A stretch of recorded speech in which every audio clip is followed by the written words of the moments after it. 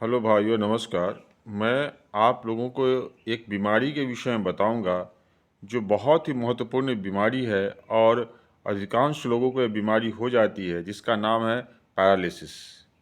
इस वीडियो को मिस मत कीजिएगा क्योंकि पैरालिसिस के विषय में बहुत सारी बातें बताई गई हैं और उसका उपचार भी बताया गया है। एलोपैथ उपचार और जो आयुर्वेदिक उपचार है उसका भी वर्णन किया गया है। ठीक है। तो पैरालिसिस एक्चुअली होता क्यों है, एक दो लाइन में बता देता हूँ। वीडियो छोटा बनाऊंगा लेकिन वो बहुत ही प्रभावकारी और लाभकारी सिद्ध होने वाला है। तो होने का कारण है कि जैसे आपको ब्रेन में ऑक्सीजन की कमी हो जाती है, स्ट्रोक होता है, उससे पैरालिसिस हो सकता है। आपको चोट लगने से पैरालिसिस हो सकता है। रीढ़ की हड्डी में चोट लगने से पैरालिसिस हो सकती है। और बस मतलब नर्व डैमेज अगर होगा तो पैरालिसिस होगा। ब्रेन में भी नर्व है, हर जगह नर्व है, और आपको स्पाइनल कॉर्ड से नर्व निकलता है, तो अगर वहाँ पे डैमेज होगा तो पैरालिसिस होगा। अब देखिए, कारण दो हो गया, स्ट्रोक हो गया, इंजरी हो गया, मेन कारण हो गया। अब उसका उपचार है, एलोपैथिक उपचार में बताना चाहता हूँ, ध्यान रखिएगा।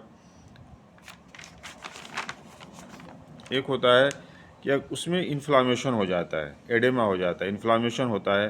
तो आपको पता है कि इन्फ्लामेशन के लिए जो दवाई देते हैं उसका नाम है कॉर्टिकोस्टेरॉइड। तो सबसे महत्वपूर्ण कॉर्टिकोस्टेरॉइड है मिथाइल प्रेडनिसोलोन। ठीक है। ये आपको शुरू में अगर अधिक हो तो 30 मिलीग्राम पर किलोग्राम के हिसाब से 15 मिनट तक देते हैं, बोलस। ठीक है। और 45 मिनट के बाद फिर इन्फ्यूजन देते हैं आईवी, और वो 5.4 मिलीग्राम पर केजी पर आवर के हिसाब से देते हैं। ठीक है। तो मिथाइल प्रेडनिसोलोन सबसे अच्छा है इन्फ्लामेशन के लिए। उसके बाद डेक्सामेथासोन है। ठीक है। उसके बाद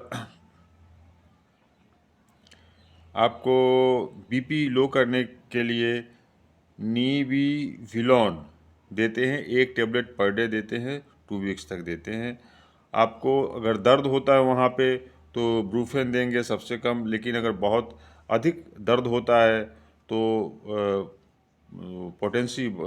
अधिक पोटेंसी की दवाई देंगे। डाइक्लोफेनिक सोडियम है, उसमें पैरासीटामोल ये सब मिला रहेगा, वो दवाई देंगे। हाँ, और सबसे महत्वपूर्ण जो दवाई है जिसका नाम है विटामिन B12।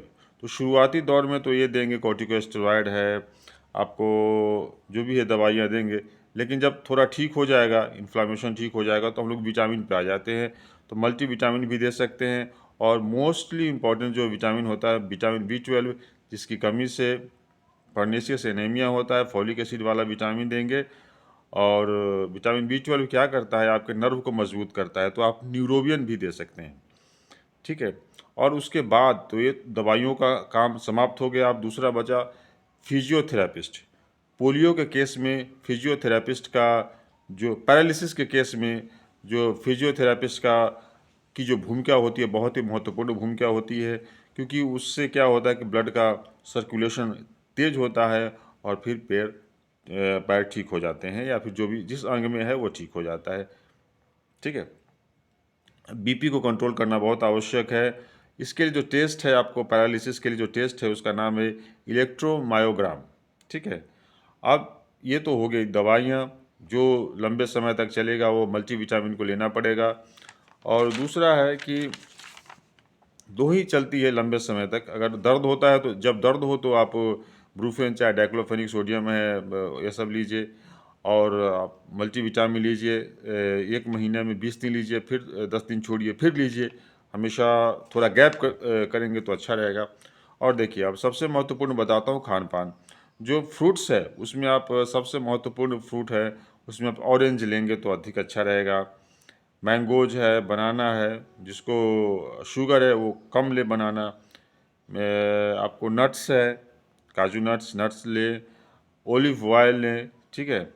और कंस्टिपेशन का ध्यान रखें, अपने घर के तेल का उपयोग करें, नमक, सेंधा नमक का उपयोग करें। और वेजिटेबल्स का उपयोग अधिक करें, जैसे टोमेटोज है, सोयाबीन है, बीन्स है।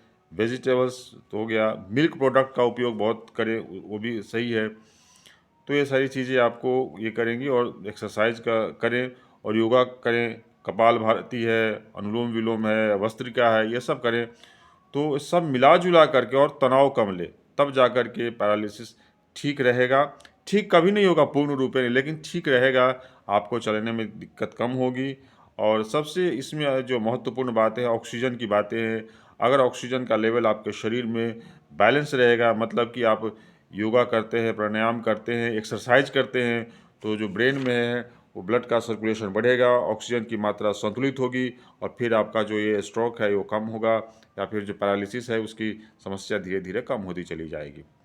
तो दो बातें, ऑक्सीजन और फिजियोथेरापी और मल्टीविटामिन, ये सब चीज़ें बहुत ही महत्वपूर्ण है। ठीक है, तो यही है पैरालिसिस के विषय में। अभी जैसे कभी कभी अगर आपका बीपी हाई रहता है तब तो नहीं ले सकते सॉल्ट अधिक, लेकिन अगर बीपी लो रहता है या सामान्य रहता है तो उस परिस्थिति में आप सॉल्ट का सेवन अधिक करें।